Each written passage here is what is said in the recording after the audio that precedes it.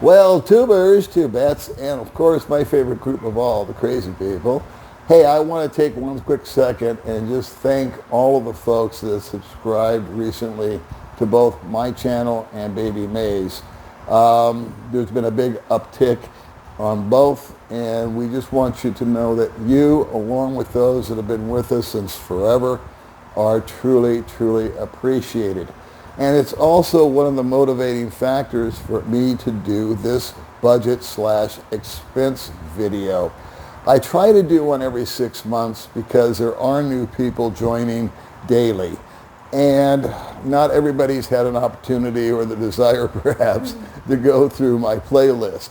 And I just recently checked, and it's been 8 months since I've done anything in accordance to our budget. And things have changed since last time. Not only have external factors changed, but also some of our spending habits and attitudes have changed also. So we'd like to share that with you and see if it doesn't apply, and maybe something that you can put to use if and when you do come over to the Philippines. So hang in there, and we're going to give you our monthly budget. Alrighty, so what is our monthly budget? What are our expenses each month? Well, 7 years ago when I first moved over here, my monthly budget, after I got myself sorted out, first 6 months is always expensive. You're doing setups, you're renting apartments or houses, you're paying firsts and lasts, and maybe you're buying furniture, maybe not. So all that's just kind of something that is way behind me now. And May and I have settled into a routine. And so for the longest time, her and I lived on $1,500 USD per month. 8 months ago, last time I did a video, I modified that and I said that it had gone all the way up to $2,000 a month. That was primarily due to good old-fashioned inflation. And the majority of the inflation was with everyday needs such as gas, same as you're experiencing in whatever country you're sitting in. It's not just the Philippines, but about 30% increase in food, in fuel. Our electric bill is higher. Yes, Wi-Fi. Well, Wi-Fi is pretty static. It stayed about the same, but it is just more expensive. And here's the point. It's more expensive to leave the house than it is to stay home. Now, what also impacts how much money we have or get is the exchange rate. When I moved here 7 years ago, the exchange rate was about 47 pesos per dollar. And I was receiving a lot less money on my Social Security, and I did not have a YouTube channel. I was here for 2.5 years before I started a YouTube channel. And I was on YouTube for a year before I got monetized and received my first little check from YouTube. So 3.5 years I lived here on less money coming in, less bang for my buck as far as the exchange rate, and managed to stay at the $1,500 number. And that was just simply due to restraint. We went out, I was getting less bang for my buck, but back in the day, even though I was getting 47, I was paying a lot less for the proverbial mango shake, or for a hamburger, or for a gallon of gasoline. And so after the pandemic, 8 months ago, when we did our video, I expressed that we were now spending $2,000 a month to keep up with all of that. And back then, we were getting about 50, 51, maybe 52 on the peso per dollar.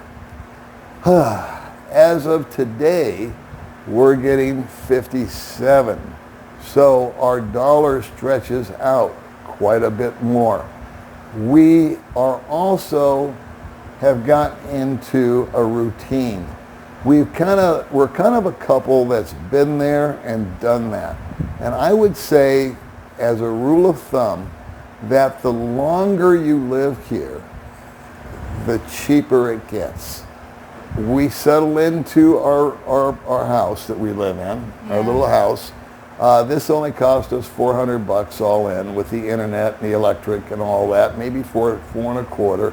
Where does the rest go? Well, it goes to petrol, it goes to food, it goes to clothes, it goes to entertainment. We do donate some money to some friends that we don't talk about too much, but there's a few $100s that goes to this person and $100 that goes to that guy. And that's all well and good, because that's just something that we feel upon our hearts that we want to do. However, we never, ever buy anything that we cannot pay cash for. And as I've stated 100 times, that people seem to want to debate with me, that I can walk away from. And I mean it when I say it. Since I've been here, I've been packing away money. I've stayed at that 1,500 for damn near 6 years. It was the 7th year that it went up, and I still packed away money. So I think 2 years ago, we bought you a motorcycle. Yes. Okay, and that was $1,600. We paid cash for that. Yes. I think 6 months after we bought you a motorcycle, my other gay-looking ass Kimco,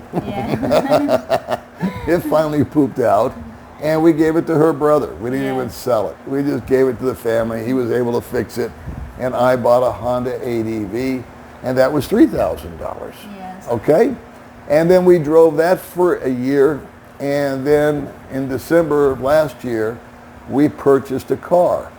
Now, when we purchased the car, we saved $2,000 due to what? The exchange rate. What we're doing now is what we did a little over a year ago, a year and a half ago. Yes. Was back then the exchange rate was just touching under 60. And so instead of moving over $2,000 or $1,900, I moved over $2,900. As long as it was up at 59 or 60, I moved over an extra $1,000 because I figured just sitting in America, it's dead money. Over here, why not get it? And we take an extra $1,000, and we did that for months, and we put it in the Bank of Commerce. Yes. So we have 3 banks. We have my bank in America, where my Social Security check and my YouTube check goes to. That sits there in a pile. She has her bank, where her YouTube money goes to. And then we have our bank. And so in our bank, we simply take money that I moved from America, excess, and we put it over there. Yes. When it came time to buy the car, I looked at how much is the car going to cost, and can I buy it? I ended up spending $10,775 all in, out the door, for a brand new WeGo. And we've now had the car for a year and a half. When I bought it, I asked myself a simple question. Number one, do I need it or do I want it? We came to the conclusion that we needed it. Driving the bikes was getting scary. I'm not getting any younger, in case you haven't noticed. My reflexes aren't what they used to be. It was raining cats and dogs for 6 months in a row. And we needed to get out. We needed to go to doctor appointments. We needed to take the dogs to the vet. We needed to go buy groceries, blah, blah, blah. We needed to go do something instead of just sit at home all day. So we broke down and bought the car. Had I bought the car at exchange rate of 50, it would have cost me $13,000. By waiting, and I also, like I said, I moved over enough money at that time so that I actually paid $10,775 for that automobile. Now, we fast forward to a year later, which is now.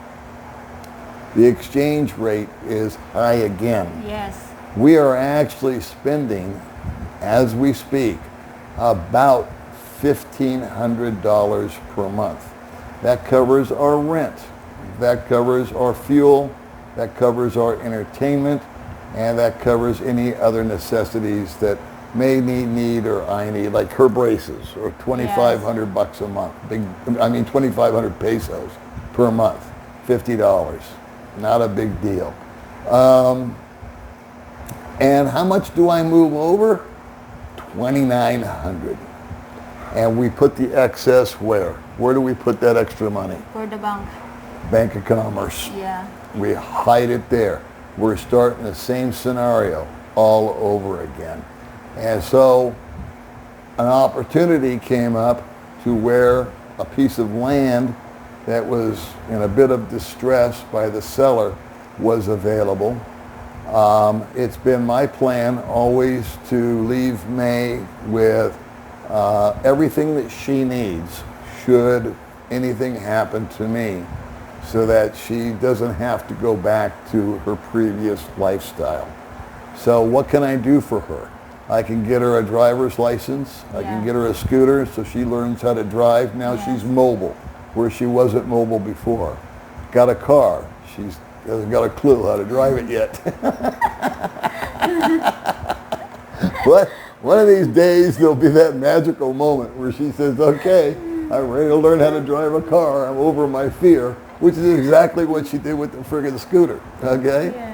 And then we purchased 6 months ago, December 5th, we purchased a piece of land in order to build a home. And I looked at it after spending the money for the land, the same way I looked at it after spending the money for the car. And I asked myself one simple question. If there was an earthquake tomorrow, if there was a coup, if there was a volcano, if there was a reason I had to leave the country and haul her with me, would I be hurt? And the answer is no. Wouldn't feel good. I wouldn't be happy about it. But if I had to leave the car and I had to leave the land behind, so be it. Because of being disciplined, due diligence, paying attention to the rate, and not having any kind of an extravagant lifestyle. We are the most boring couple that lives in Dumaguete. We turn down more invitations to go to more dinners, more parties, more things than we accept. And it's not because we don't want to go see our friends. There's two reasons behind it. Primarily, everybody's getting together at night to, right? Yeah. And what do I not do at night? Drive. Okay, since I've got cataracts, So hard for driving. and it's hard to drive, and car, bike, you name it. I'm a good driver. I've never done anything. I've never had a car accident my entire life. I've had plenty of tickets, but I've never had a car accident. I've not had a car accident out here, but it's not me that's the problem. It's the other guy. People just, you were driving down the road on your scooter the other day. Yes. And a dog That dog is. just jumped up Yes. at the last minute and jumped in front of you. Yes. And you said another guy was going 100 miles an hour. Yeah. And it was all she could do to avoid an accident. No, she drives like, Grandma Moses. She just putts down the street. Yes. She goes very slow. Very slow. Very slow. And so she dodged a bullet on that one. And I guess we're kind of digressing here, but what has that got to do with our budget? Well, we don't go out a lot. We will go to, we've also, because of the length of time that we've been here, we actually have honed down, fine-tuned, and figured out where to go to buy what. I am on a carnivore diet, so we buy a lot of steak. Yes. I know where to buy steak at. After hit and miss, trial and error, I don't know how many different places, we have found the place to buy steak. And we buy it in bulk. I will buy $200 or $300 worth of steak at one time. And they wrap it, they not freeze dry it, but they individually wrap it. Yeah. We put it in the freezer and it sits there and it'll last me for at least a month. Yeah. I have no solid excuse to eat out whatsoever. Although we do every now and then just to say we did it. May is very low maintenance because she doesn't buy anything super retail. She likes to order online through that website that's like 30% off of whatever thing. Was it Shein or Shine or something like that? Online. So she'll buy something new for herself online, but again, it's probably 30% of what full retail would be at Robinson's. And then she still loves it over there at the good old Okai store. Yes. That's my number one. That's her number one. And so our next venture is to build a house. And so what we have been doing, I think I've already said this, we're at 57 right now. I'm liking those numbers. We're moving over an extra $1,000 every month and putting it away towards the house. We purchased the land 6 months ago. Yes. We're still not ready to start construction. But when we do, I'm going to be documenting every inch of it for you and going over not only the process, the paperwork, the proper way to do it, the legal way to do it, the type of people that you want to be dealing with, what to look out for, but we'll go over the expenses with you as we go. We are not fully vested yet to say, okay, get going. There is an installment plan that the builder, which I think, and my builder, I'm not going to say who it is right now, but I feel like he is head and shoulders above all of the rest. But I'll save that for the build video. What I want to emphasize here is that a lot of things that impact your budget depends on your personality. I've said it in every video. If you're like me, I'm a social creature. I love to go out and meet with people. My idea of a good time is when a subscriber writes to me and says, hey man, I'm in town, can we meet up for coffee? And I do my damnedest to go out and say, sure, I'll come and meet you. May doesn't really care for that too much. She gets bored with it. So what does she do? I drop her off and she goes and walks and Public market. goes to the public market. And 9 times out of 10, she tries to make a video while she's there. She's trying to make a few dollars herself. She'll meet some girl or somebody to be interviewed, and she'll do her best to do that. And the public market is dirt cheap. And if she eats, she'll usually eat something from a canteen type of place. Canteen. Get a snack type of thing. I don't eat until I get home. And that saves a ton of money. Now, have I gone out to lunch with some friends? Have I broke the diet every now and then? You betcha. Yeah. Sometimes I get a hankering for some sushi or go to wherever. And yeah, we indulge a little bit. And then we try to make up for it the next day, or at least I do. Because she can't gain weight if she wanted to. I can look at food and gain weight. Anyway, your personality will dictate a lot. Your interaction with females will impact your budget a lot. There are so many red flags to look at when you're talking to the opposite sex. I don't want to belabor that fact. That's probably a good topic for a separate video. But if you're a drinker, cool. I've got nothing against drinkers. I like to have a cold one every now and then myself. But when I drink, I tend to lose all inhibitions and judgment. So if I was to go out tonight and get tuned up on a bunch of adult beverages, it's a good chance I'd come home with my wallet empty. It's just, that's my personality. I'm cognizant of that. And so, therefore, I don't drink. I don't have any desire to drink. I'm not against having a cold beer every now and then, like I said. But I have just noticed that guys that tend to drink all day, or it's a habit, their judgment gets a little bit muddled. I've met, I don't know how many number of guys, you've heard the stories in previous videos, that meet the proverbial girl that they're in love with, and she takes them to the cleaners. I don't have any solutions for that. The only thing that I can possibly say is that after I've been here for this long, and I've been with her for so long, Yes. and we're used to one another, we're perfectly fine with just staying home. I don't know if you'll believe this or not, but it's true. We haven't left the house in 3 days. This was the first time that I left the house in 3 days. Yeah. Okay? Why?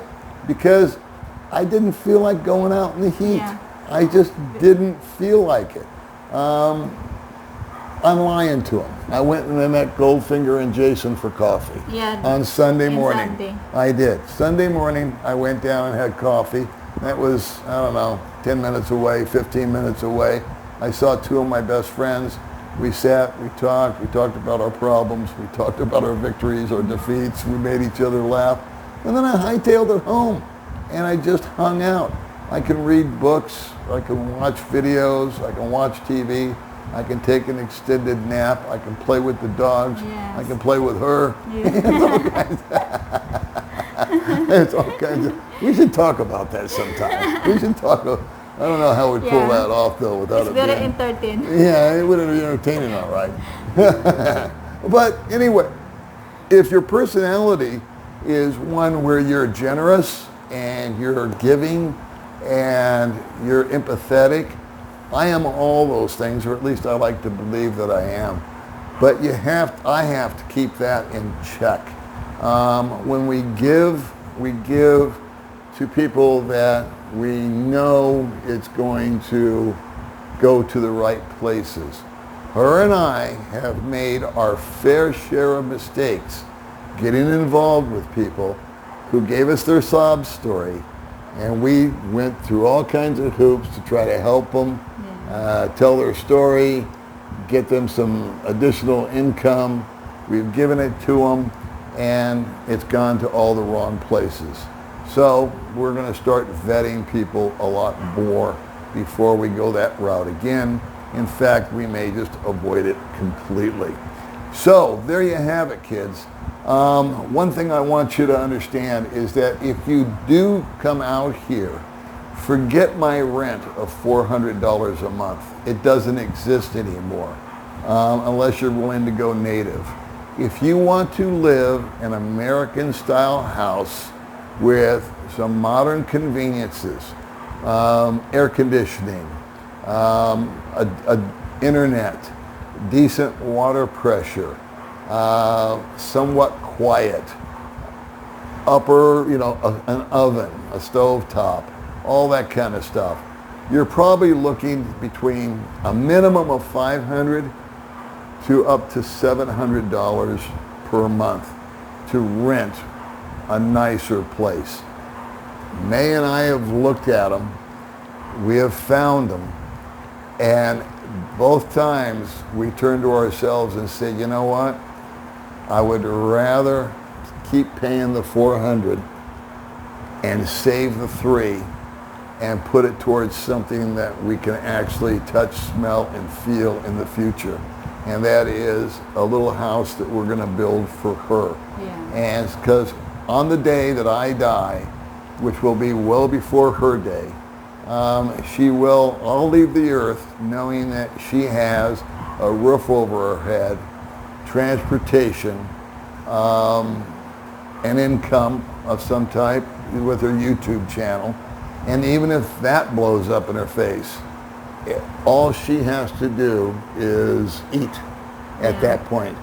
She uses very little electricity, a lot less than I do. I'm the one that's expensive. I'm the one that eats the expensive food. I'm the one that's got the air on more often. And I'll tell you a quick quick story. I went to America 2.5 years ago, approximately. I don't remember. Yeah. About 2.5 years ago to go see my father. Yes. And I left 100,000 pesos here at the house with May. Yeah. That's $2,000. And I was only going to be gone for less than 3 weeks. But it was pandemic time. It was the end of the pandemic. And you had to have all these vax cards and passes and a e-thing and all this jazz. And you had to take a COVID test before you got on the friggin' plane. And I kept thinking, what if I fail the COVID test? What if I go over there and I catch COVID from somebody and they swab my nose and I come up positive? I can't come home. So I left her $100,000 plus access to other money, just in case I got stuck over there for months. I knew that she had that much money. I had already prepaid the rent. When I came back after 3 weeks, out of that 100,000 pesos that I left her, she had spent 7,000 pesos in 3 weeks. What'd you do? You went down to your sister's house and ate rice and fish? Yeah. She didn't go anywhere. She didn't really do anything. She just, I don't know what she did to occupy her time. She Skyped with me every night so we could stay in touch. And so that's why I feel confident that if I leave her with the house, with the bike, with all that kind of stuff, she also knows how to Zoom over money, don't you? Yes. Yeah. All right. So we use an app called Zoom, and I'm having May do it now. It's in her name. Yes. And she swipes it over. We swipe it over, like I said before, for $2,900. We're keeping the 19. We're throwing the 1,000 immediately into Commerce Bank or Bank of Commerce to build up money towards the house build. Yes. And we're going to have a hard time going through the full 19 this month. I think we're actually going to go 5, maybe 6 weeks on that, just because it's been so hot. We've not been motivated to go outside. Like I said, none of us go out. Neither one of us have any desire to go out and party. Yeah. And when we do go to the grocery store, we Costco it. We buy in bulk, we freeze it, and so we probably both make one trip a week to 7-Eleven and pick up extra milk or sundries, drinks, just anything that we've run out of because we've got a little tiny refrigerator. So it doesn't fit very much. So that's it, kids. Right now we're back to living on $1,500. I would say that a solid average budget for a guy coming out here or a gal coming out here or a couple, no kids, would be $2,000 would be a fair number. I would say that there should be a cushion of at least $10,000 in the bank plus whatever you think you're going to spend to set up. I think it cost me about $4,000 to get set up between first, last. I had to buy a couch, I had to buy a this, I had to buy a that. I bought a, blah, blah, blah, blah, blah. So I would say that $10,000 would leave me comfortable knowing that if I had a medical emergency, if I had to buy a ticket to get back home real quick, that would be there. And I'm a big, big believer in having no balances on any credit cards, but having plenty of credit cards in your wallet with zero balances. That is yet another safety net. I could go on with some of the mistakes that I'm watching guys make over here, in my humble opinion, but we're going to cut the video off here because we've talked long enough. All right, kids. Once again, I want to thank you guys for sharing, subscribing, and most of all, for watching our videos. We'll see you next time. Guys. See you in the next video.